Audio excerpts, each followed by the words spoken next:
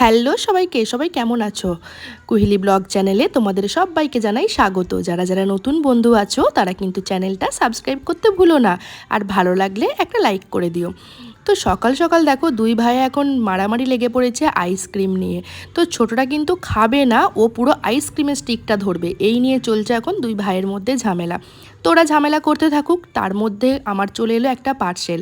তো তোমাদের বলেছিলাম যে আমি একটা আইফোনের একটা কভার অর্ডার করেছিলাম, তো কভারটা কিন্তু চলে এসেছে।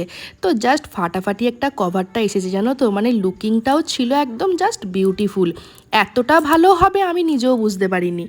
যারা যারা ভাবছো অনলাইন থেকে কভার কেমন আসবে, তো বিশ্বাস করো দারুণ কভারটা এসেছিল। এই কভারটার কিন্তু অনেকগুলো কালার অপশন ছিল, পার্পেল, ব্লু, ব্ল্যাক, পিঙ্ক, অনেকগুলো ছিল। আমার মনে হলো যেন গোল্ডেনটা বেশি ভালো লাগবে। ভেতরে একটা দেখলে তোমার একটা স্পার্কেলের একটা স্টিকার রয়েছে। তো এরপর এখানে কভারটা লাগিয়ে দিলাম। তো দেখো কেমন দেখতে লাগছে, সত্যি বলছি মানে আমার তো প্রচণ্ড ভালো লেগেছে। আর এখানে ভেতরে কিন্তু স্পার্কেলগুলো একটা মানে জেলের মধ্যে রয়েছিল, মানে তোমার আপ ডাউন করছে, তো খুব ভালো লাগছে কভারটা দেখতে, আমার তো খুব পছন্দ হয়েছে।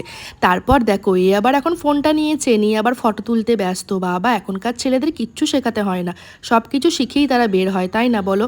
এখন মানে কি করে ফটো তুলতে হয় সেটাও ও শিখে গেছে, এখন নিজে নিজে ফোন নিয়ে এখন ফটো তুলবে।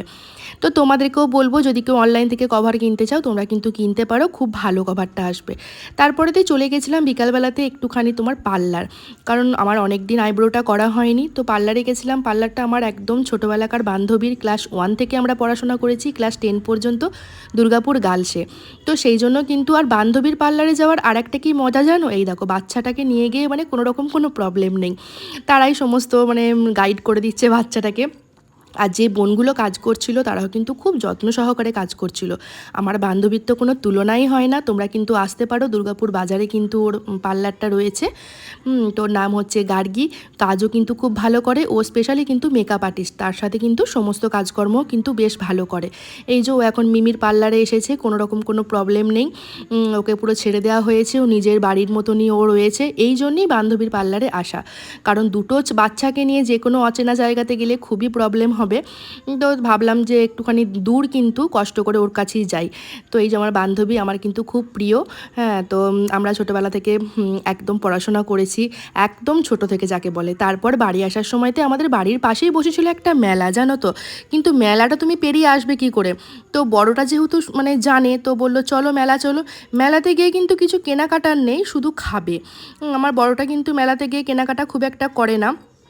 ছোটোটা দেখলাম এইবার একটুখানি হাত পা বাড়াতে শুরু করেছে, কারণ জিনিসপত্র দেখছে।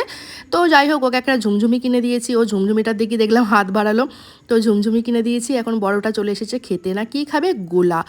তো যাই হোক ওকে বললাম ঠিক আছে খা, আমি এখন ওকে নিয়ে বসে রইলাম। এত পরিমাণে গরম করছে আমাকে দেখলেই তোমরা বুঝতে পারবে। তারপরেতে এই যে এখন গোলার সামনে দাঁড়িয়ে পড়েছে, খাওয়াও হয়ে গেছে, আমরা বাড়ি চলে এসেছি।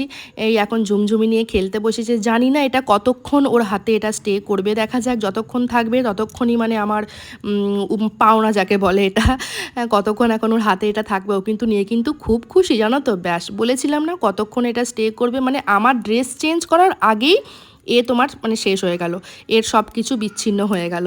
তো যাই হোক আজকের মতো এখানেই শেষ করলাম, ভালো থেকো।